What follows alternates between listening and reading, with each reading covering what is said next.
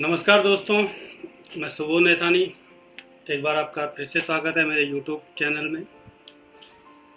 दोस्तों, मैंने बहुत सारे एक्सपर्ट से सुना, एनएलपी एक्सपर्ट और साइकोलॉजिस्ट, और बहुत सारे लोगों से मेरी बात हुई, बहुत सारे लोगों से मैंने सुना।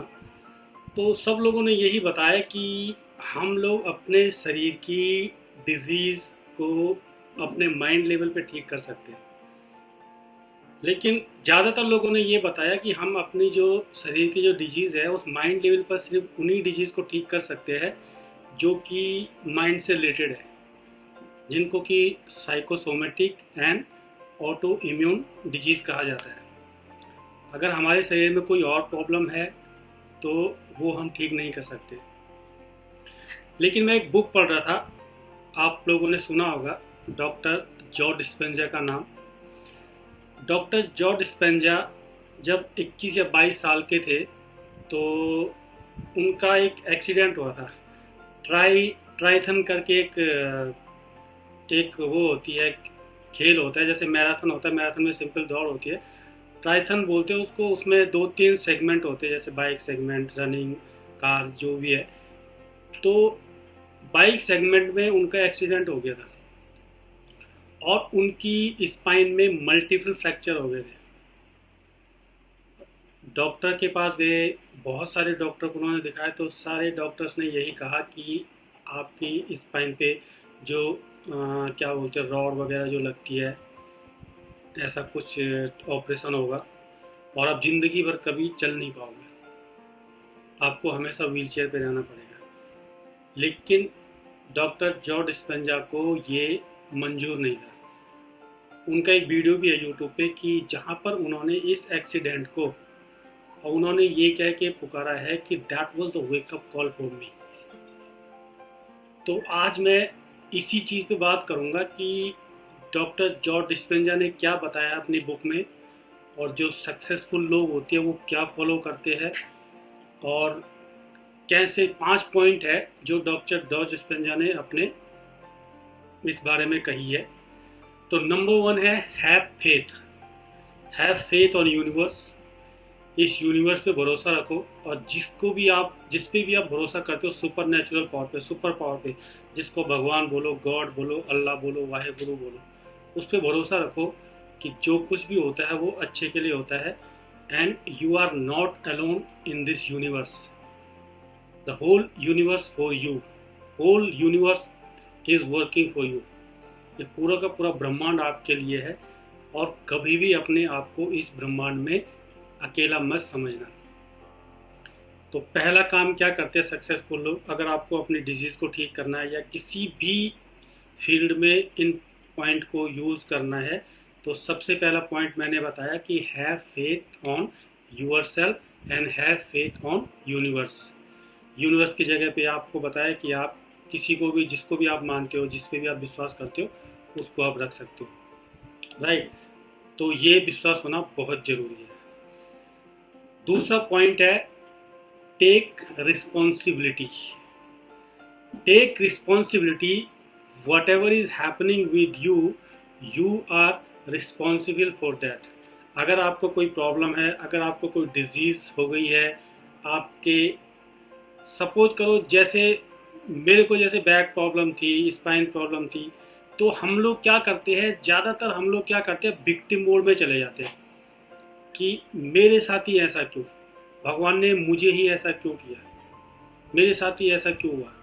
लेकिन जो सक्सेसफुल लोग होते हैं और जो उस पावर में बिलीव करते हैं, वो उनके साथ जो कुछ भी हो रहा है उसकी रिस्पॉन्सिबिलिटी लेते हैं। वो कि हमारे साथ जो कुछ भी हो रहा है उसके पीछे कहीं ना कहीं जाने अनजाने में हम ही उसके जिम्मेदार हैं। मैंने कुछ ना कुछ पोस्चर गलत रहा होगा, मैंने कुछ खान पान पे गलत किया होगा, कुछ ना कुछ मैंने ऐसी गलती करी होगी जिस वजह से ये प्रॉब्लम मेरी लाइफ में आई है, ये डिजीज़ मेरी बॉडी में आई है, वगैरह वगैरह, राइट। और तीसरा पॉइंट है सेल्फ रियलाइजेशन। ये लोग क्या करते हैं, जब इन्हें पता चल गया कि जब इनकी रिस्पॉन्सिबिलिटी है, इन्होंने रिस्पॉन्सिबिलिटी ले ली कि जो कुछ भी मेरे साथ हो रहा है उसके लिए मैं ही जिम्मेदार हूँ, आज मैं जहाँ भी हूँ उसके लिए मैं ही रिस्पॉन्सिबल हूँ। तो ये क्या करते हैं, जब इनको सेल्फ रियलाइजेशन हो जाता है तो इनको पता लग जाता है कि now it's time to change. अब मुझे अपने आदतों में बदलाव करना पड़ेगा, अब मुझे अपने आप में कुछ ना कुछ बदलाव लाने पड़ेंगे, ताकि मैं, और ये सोचना पड़ेगा कि मैं इस प्रॉब्लम से कैसे ओवरकम कर सकूं, इस डिजीज से कैसे छुटकारा पा सकूं या कैसे सफलता पा सकूं।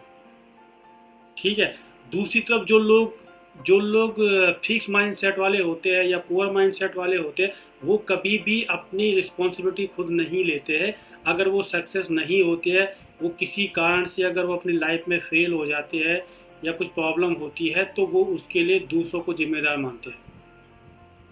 वो ये कहते हैं कि मेरे साथ ऐसे हुआ इसलिए ऐसे हुआ, उसने ऐसे किया इसलिए मेरे साथ ऐसा हुआ। ठीक है।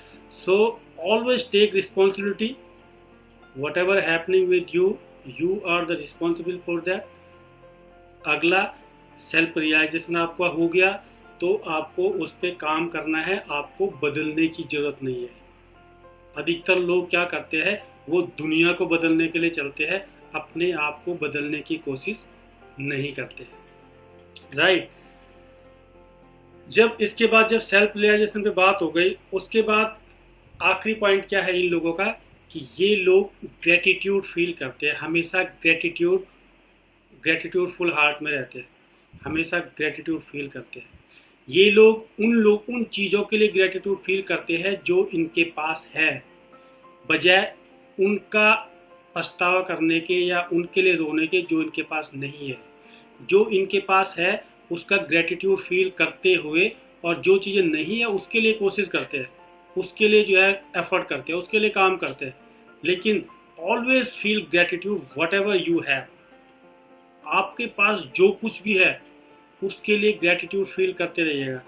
देखिए, आप जब ग्रेटिट्यूड, ये एक ऐसी वो है ना, ग्रेटिट्यूड एक ऐसी मेडिसिन है कि अगर आपने हर चीज़ का ग्रेटिट्यूड, जो जो भी कुछ आपको मिल रहा है, जो भी कुछ आपके पास है, उसको एज ए ग्रांटेड मत लीजिए। वो ऐसे ही नहीं है, उसके लिए ग्रेटिट्यूड फील करना आप शुरू कर देंगे तो आपकी लाइफ में ऑटोमेटिकली पॉजिटिव पॉजिटिव होना शुरू हो जाएगा।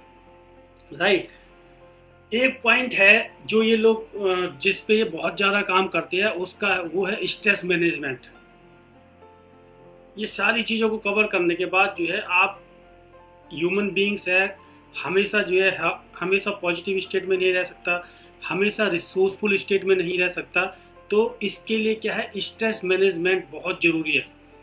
और स्ट्रेस मैनेजमेंट में 2-3 पॉइंट आते हैं जो कि हर आदमी इजीली कर सकता है। राइट। नंबर 1 होता है डीप ब्रीथिंग। आप कभी भी स्ट्रेस में हो, आप कभी भी प्रॉब्लम हो, आपको स्ट्रेस हो रहा है, तो आप दिन में 2, 4, 5 बार लंबी लंबी गहरी गहरी सांसें लीजिए, जिसको डीप ब्रीदिंग एक्सरसाइज बोलते हैं। उसको करिए, उससे आपका stress level with in a minute जो है एकदम से कम हो जाएगा या नॉर्मल हो जाएगा। ठीक है। दूसरा, स्ट्रेस को कम करने का तरीका है कि आप जो है अच्छे अच्छे थॉट पढ़िए, अच्छी अच्छी बुक्स पढ़िए, अच्छी अच्छी किताबें पढ़िए। क्योंकि आप एक ही टाइम में डिप्रेस और डिलाइटेड नहीं रह सकते हैं। अगर आप स्ट्रेस में हो और डिप्रेस हो या किसी भी प्रॉब्लम में हो, और उस टाइम आपने पॉजिटिव बुक्स पढ़ना शुरू कर दिया, पॉजिटिव वीडियो देखना शुरू कर दिया, तो ऑटोमेटिकली आपकी स्टेट चेंज हो जाएगी और आप स्ट्रेस से डिलाइटफुल स्टेट में आ जाएंगे। राइट। एंड तीसरा है मेडिटेशन। मेडिटेशन तो बहुत ही पावरफुल टूल है। जब भी कोई आदमी स्ट्रेस फील करे, एंग्जाइटी फील करे, तो सबसे बढ़िया है कि अपनी सांसों के साथ जुड़े, अपने सांसों को ऑब्जर्व करें, अपने आप को ऑब्जर्व करें, मेडिटेशन करें।